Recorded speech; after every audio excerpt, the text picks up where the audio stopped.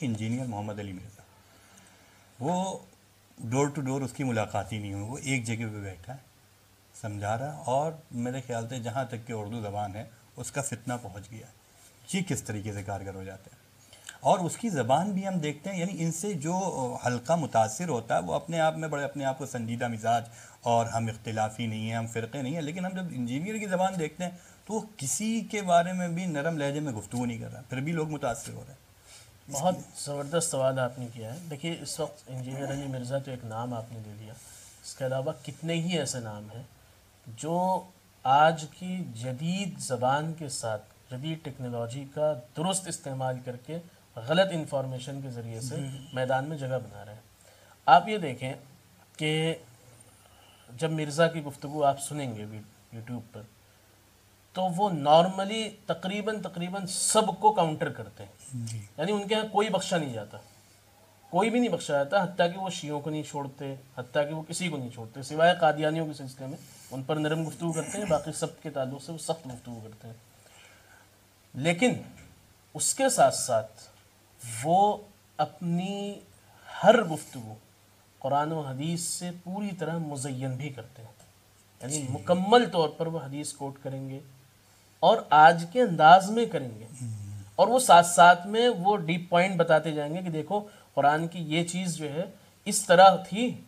آپ کے مولویوں نے اس طریقے سے اس کا ترجمہ کر دیا تھا، اس کی وجہ سے یہ خرابی پیدا ہو گئی۔ اچھا، آج کے 95% آبادی،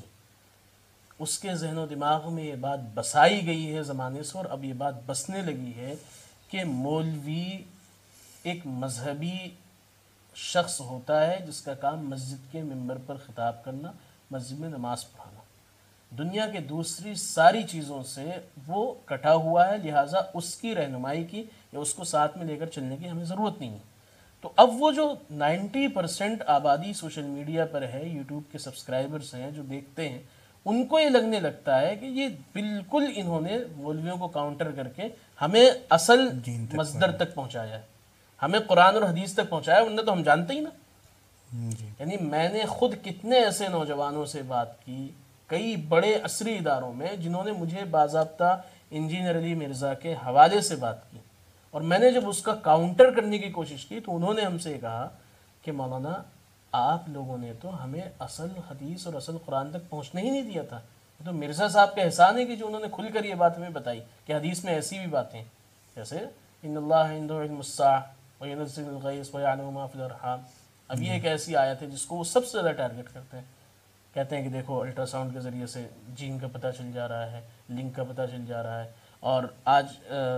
مختلف پیرامیٹرز ہیں جن کے ذریعے سے بارش کا پتہ چل جاتا ہے، یہ ہو جاتا ہے، وہ ہو جاتا ہے، اور کہتے ہیں مولویوں نے غلط ترجمہ کیا اس لیے یہ ہو رہا ہے۔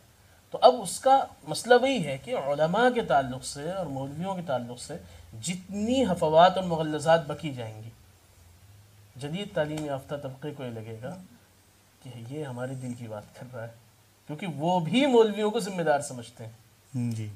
وہ بھی مولویوں کو ذمہ دار سمجھتے ہیں۔ تو اب وہ مرزا صاحب اس طریقے سے دھیرے دھیرے لوگوں کے ذہن و دماغ میں اپنی جگہ بنا رہے ہیں، تو ان کا وہی ہے کہ وہ ہر بڑے کو ٹارگٹ کریں گے تاکہ ان کی ریچ بڑھے گی، اس میں وہ کچھ اچھی باتیں بتائیں گے جی جو ظاہر لوگوں ہے، کو، اب ظاہر سی بات ہے کہ وہ موٹیویشنل اسپیکر ہیں نا، جی تو وہ اچھی باتیں بتا کر بھی لوگوں کی ذہن سازی کریں گے اور اپنی طرف بلائیں گے، اور پھر اسی کے بیچ میں سلو پوائزن دے دیں گے، اور وہیں سے پھر وہ چیزیں خراب ہوتی شروع ہو جائیں گی۔